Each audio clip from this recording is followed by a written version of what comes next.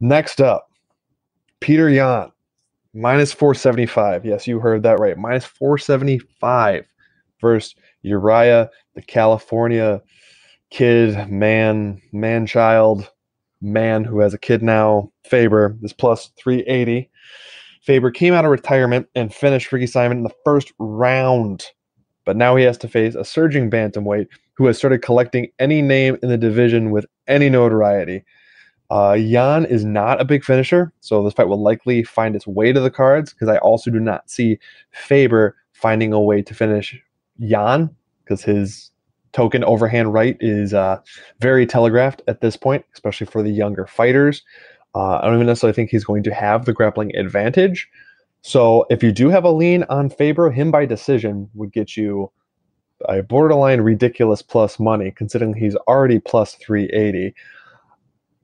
Yeah, those odds are still the same, and Faber by decision would be plus 567. So if you would like to throw $5 on that you will likely never see again, but who knows, may give you some extra scratch if the American judges want to go for Faber for whatever reason. But honestly, I think Jan should not quite have his way, but should have a clear victory and put another major name on his win column. Mike, how you feeling about this? Do you think that the returning Faber is back and better than ever, or do you think that this is the UFC matchmakers trying to make Faber pay for taking out Ricky Simon?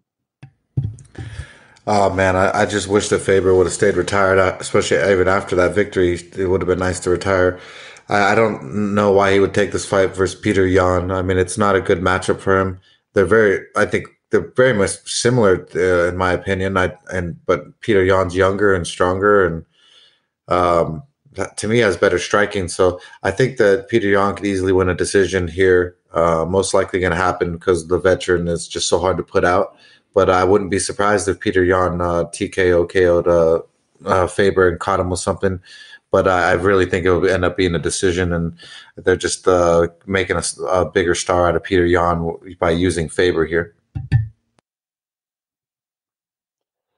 Now, this is going to be a sad talk. I'm gonna warn you that in the get go. This is a sad talk. Jose Aldo, the one-time pound per pound great, the long-time featherweight champion, the one-time hoped to be lightweight contender versus Anthony Pettis. Granted, that fight never happened, but they tried to make it because everyone knew it was so hard for Faber wrong fight, for Aldo to make 45. So hard to make 45. So hard to make 45. So hard to make 45. He has to go up to 55 at some point. He has to go up to 55 at some point. Jose Aldo is about to make his bantamweight, you heard that right, 135 bantamweight debut against an assassin of a bantamweight, Marlon Moraes. Aldo is a plus 170 underdog, Moraes minus 200 favorite. There's some pictures circling around of Aldo on Twitter, any type of social media. He looks gaunt. He looks sickly. Apparently, he's eating 2 pounds of salad a day to make the weight. To me, it seems like he's pulling the Kenny Florian when Kenny Florian had his small bid at featherweight, just basically starving himself, and then sweating out that last bit. Moraes is coming off his title fight against Henry Cejudo for the vacant title that TJ had to drop. He lost by stoppage in the third round. He just completely imploded in a fight that, in my opinion, he was winning handily. I actually had bet him in that fight. But Moraes is now at ATT, along with Barbosa. They both left Mark Henry's camp, and they're both training down there in Florida. I believe I heard one of the striking coaches also went down there. That was the connection. I mean, I don't know. I really think Moraes is just going to do unspeakable things to a frail, sickly Aldo. And I cannot avoid a bet on this fight. I know Marlon Moraes is minus 200, but Aldo, who was getting kidney stones trying to make 45, is now at 35, and Mariah's inside the distance is plus 120. So, given the dehydration and just the overall less in body mass and muscle, I see Mariah's getting a finish here at some point over these 3 rounds, and my bet is a 1 unit bet on Mariah's in the distance at plus 120. Now, while I take a second to recoup myself and the sadness that is Aldo at this moment, Mike, how do you feel about this fight? And should I go ahead and get a casket for Jose Aldo? Yeah, man. I mean, rest in peace, Jose Aldo, because he's just not the same anymore. It's sad that these champions fall from grace so fast. To watch his body go from what it was to what it is now, it's just really it's just disheartening. So I just think Marlon Moraes' striking is just better. He has the more crisp boxing, kickboxing.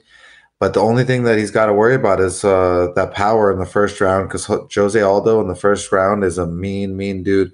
But I think Marlon Moraes is a decorated striker, and he knows that. And I think that Jose Aldo is just on those last string. I don't know what he's doing, trying to drop down this low of a weight. It's just mere desperation, trying to get a win or get something going. But it's definitely not going to happen versus Magic Marlon Moraes.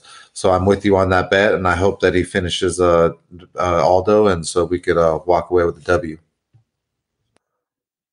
In the co-main event, I know this is a term I've used in the past, but in this case, it really applies, given the fact there's 3 title fights on the top of the card. Amanda Nunes is, well, pound for pound great woman, as she is the featherweight and bantamweight champion, beating some of the most notable names in either of those divisions. She is minus 280 versus Jermaine de Randami, plus 240. Right there, GDR is. Nunes is a superior MMA fighter. I cannot deny that she is a superior MMA fighter. And if she plays it smart, similar to their first meeting, yes, for all you who do not know, this is a rematch.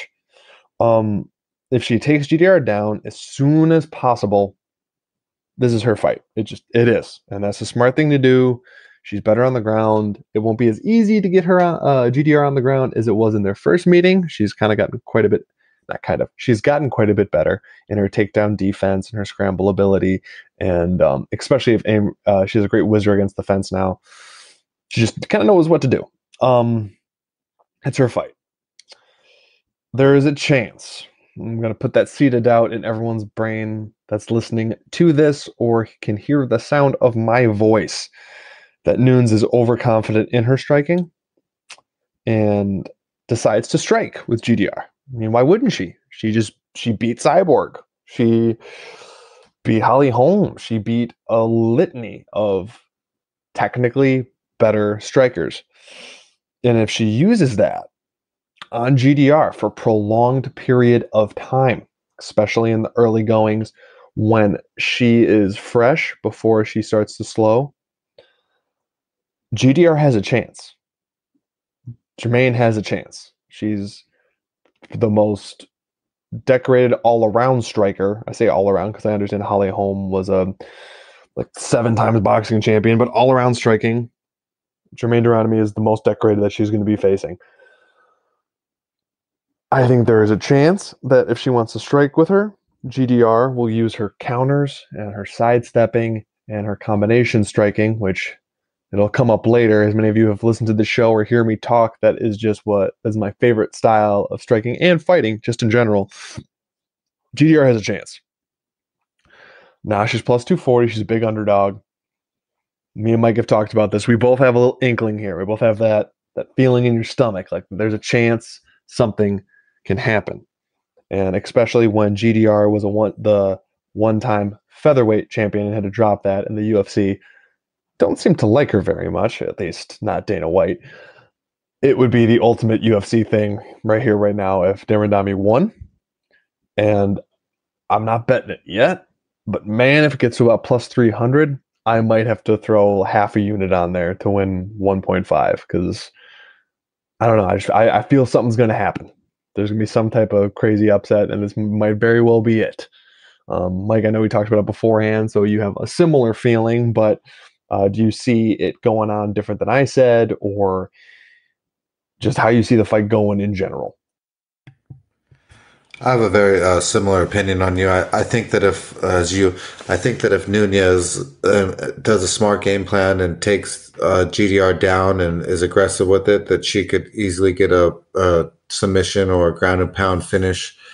But I don't know if she's going to do that because she's fell in love with her striking. You know, she's now this knockout artist like Mike Tyson. The same way they got Ronda Rousey all fired up, knocking people out and thinking she has hands. GDR really does have hands, and she's got heavy ones. She knocks out grown men in boxing competitions. So I wouldn't put it past GDR to level Amanda Nunez down on the floor and become the champion. But I want to say that Nunez is going to win this fight and implement a smart game plan and get GDR down where GDR is weakest. But I don't know if that's going to happen. Like you said, I have this slight tingling in my stomach, this weird premonition that something weird's going to happen, and GDR definitely can be the one to knock Nunez down and to knock her out. So this is just going to be a great fight to watch. I'm not going to have any bet or play in it, but it's going to be amazing for us. Now, if you followed me and Mike for any stretch of time in anything, Twitter, this podcast, old podcast, but really just about anything, you'll know how much we love Max Holloway. Choo choo. So I'm putting that out there as a disclaimer. I really, really am. I do not want to say that we aren't a little bit biased. Like the definition of my favorite kind of fighter is Max Holloway, and I would measure other fighters to him in general. He is the blessed man himself, is a minus 170 favorite in his featherweight title defense against Alexander Volkanovski, who is plus 150. At 145, I find it hard to see anyone among the current roster that will beat Max. If Max can take power shots from a lightweight Poirier, who is borderline a welterweight at this point, I think he can take Volkanovski's, who does not have fight-ending one-shot power. I mean, he's strong and he's powerful, but I don't necessarily see those in his hands. I mean, after all, he went to a 3-round decision with teetering Chad Mendes, and he couldn't put him out. Max's output is just straight next level. It's one of the things I love about the dude, and especially as the fight goes on, he gets stronger, he throws more. Just the time when other fighters weaken. I think Volkanovski has made his name off beating a faded Chad Mendes and an over-the-hill Aldo, who had already gone through 2 fights of getting beaten up by Max Holloway. He does have great feints. I'm not going to take that away from him. He has a great moving forward style, and he can be a bully. And pinning up Max against a cage, not letting him move. I mean, the trickier part is getting him to the cage, because Max is so great at circling out and making you pay for moving in on him. But if you can get him up against the cage, you can eat up some time. But even that said, even if Volkanovski can do that, and I'm confident he could do it for 3 rounds. I am. The amount that Max can pour it on you in the 4th and 5th, you can't tell me he wouldn't get a late fight stoppage, in my opinion. Needless to say, I'm big on Max Holloway here. I love Max. I will likely bet him, but that is not my pick for this fight card. The first person to give me this as a pick was Mike, and I plan on tailing him in this fight. So since this is Mike's bet, I'm going to throw it to him so you can hear more gushing on Max Holloway, who's blessed and a blessing to us, people. Well, Max Blessed Holloway is literally a blessing. He's a blessing to the UFC, to the mixed martial arts community, to the world. You know, he's a great role model for his kid, for our kids, for the generation to come. I can't say enough good things about Max Blessed Holloway. He really is just amazing. And so I don't see how Volkanovski is going to do anything striking wise to Max Holloway that Max Holloway is not going to double up and do to Volkanovski. I mean, Max Holloway withstood Dustin Poirier, who's a mean, big 155, 170 dude. And I just Volkanovski's not going to have the power or volume that Poirier put on him there. So Max Holloway, I think that he's super. I guess we're just underrating him again and not appreciating him because negative 170 is free money to me. I don't get it. I don't see how Volkanovski is gonna to do anything to Max. Max is healthy. He's been training. This is his weight class. I mean, I just it's Max's time to shine like always, and we're so blessed with a UFC card that's so stacked that this isn't even the main event. This is the co-main event, and this is my main event because I love Max Holloway so much. And I just see Max Holloway just putting on way too much volume every single round and teaching this kid a lesson about the upper echelon of the sport. I'm going to put 1.7 units down on Max Blessed Holloway to show the kid about the OG and about the OG shows the newcomer how it's done. Excellently put. Now, clearly, we can further gush on Max Holloway, and if you want to hear that, go to basically any time he's ever fought in the past, and probably any time he fights in the future. But we need to move on to the main event. It's a grudge match. It's also a mirror match, in my opinion, and I'll explain why. But first off, it's Kamaru Usman at minus 185 and Colby Covington at plus 160.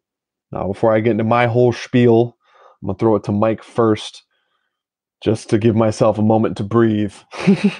So, Mike, how do you feel about this main event? How do you see it going? Who are you picking? All that great stuff.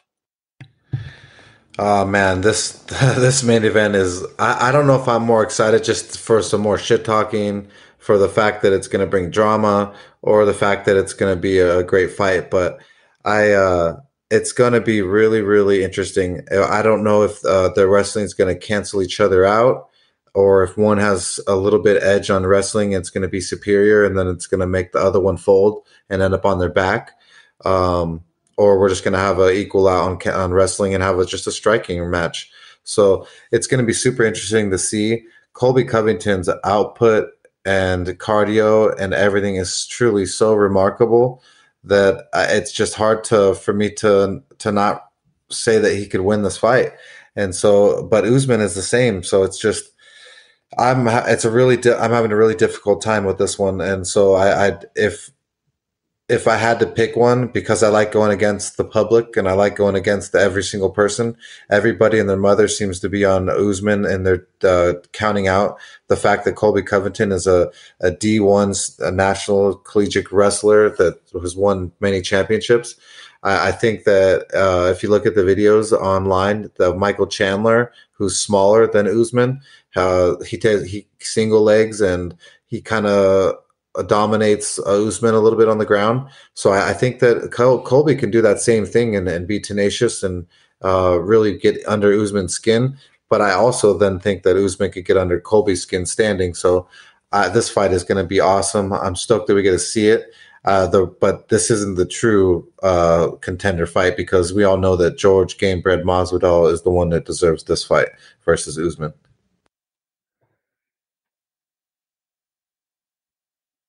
Similar to Mike, I'm on the road less traveled.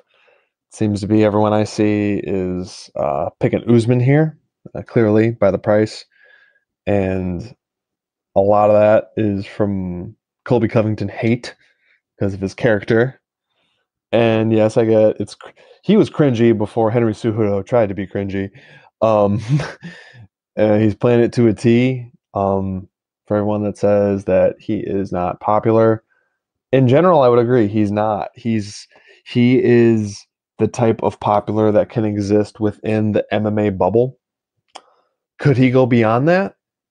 I mean, it's possible. I mean, with a win here, especially if this is as big of a fight as big of a card as we all think it is, and how they're marketing it to be, with especially a dominant win here, good mic skills after the fact, maybe another trip to the White House because of it, and a few other things.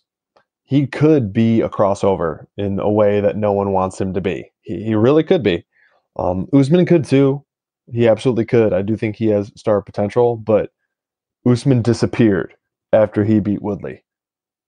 Dude barely talked, and you barely saw him for since that win.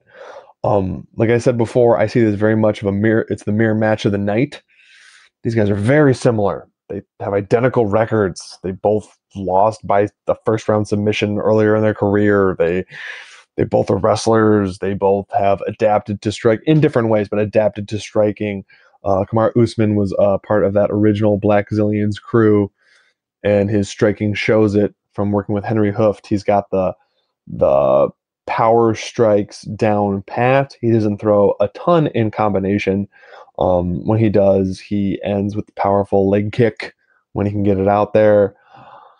He does have some power. I'm not saying he doesn't, but I do think his power is a little bit overrated, only because you haven't seen much of it. Um, People said just look at the shots he hit Woodley with. I mean, Woodley has been knocked out. It's not like Woodley hasn't been knocked out. He just wasn't knocked out by Usman. Um, Also, everyone's going on and on about Usman's cardio, which I only think it looked phenomenal in his last fight. It's looked good. I mean, there's times where it's fumbled, but it's looked good. But it looked really good against Woodley when it was one-way traffic and he didn't have to defend against anything. And in any grappling scenario, he was being the dominant one and didn't really have to push back. But I will admit, Usman has more power. He absolutely does. I have that cardio question though of who actually has better cardio. In terms of output and going forward, it's got to go to Colby. His output is insane against Robbie Lawler. 500 strikes thrown. That's ridiculous. I don't think Usman can handle that. I think he'll drown in that much striking. So like he has to be able to get Colby on his back foot and not throwing constantly to be able to stifle some of that output, but no one seemed to have been able to do it. And it seems like Colby has a little bit of a chin on him and can handle strikes. I mean, will the wrestling strike getting tongue tied? Will the wrestling cancel itself out? If it does, that's why I'm leaning more Colby, even though I do think like I guess statistically Colby has better wrestling going college wise, but in terms of I guess takedown defense, Usman's never been taken down. Colby's been taken down at least once. He eventually got subbed. Um, so yeah, I'm leading Colby here. By no means for any other reason other than I think he has a good chance of winning, and I think this fight would be a pick'em if not there weren't for so many people not liking Colby. Um, I can keep going on this fight, but it's gonna be talking around in circles. Given the amount, the price, I'm really liking Colby here, especially if it gets any higher. Keep the eyes on Twitter to see if I actually bet it. Now, Mike, before we close stuff out and just do a little bit of reviewing, do you have anything else you want to throw out for this week for the people that are going to get to enjoy this amazing fight card? No, not really. Just hope you guys enjoy your family and friends and enjoy this wonderful UFC. Light up the barbecue and just enjoy the weekend and be safe.